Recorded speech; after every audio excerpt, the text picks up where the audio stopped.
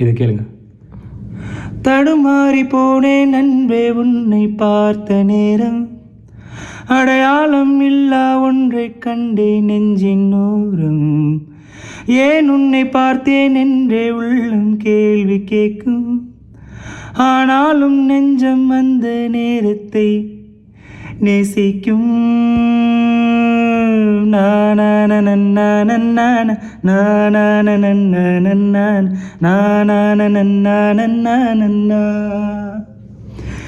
நான் போகிறேன் மேலே மேலே, பூலோகம் என் காலின் கீழே, விண்மீன்களின் கூட்டம் என் மேலே. பை.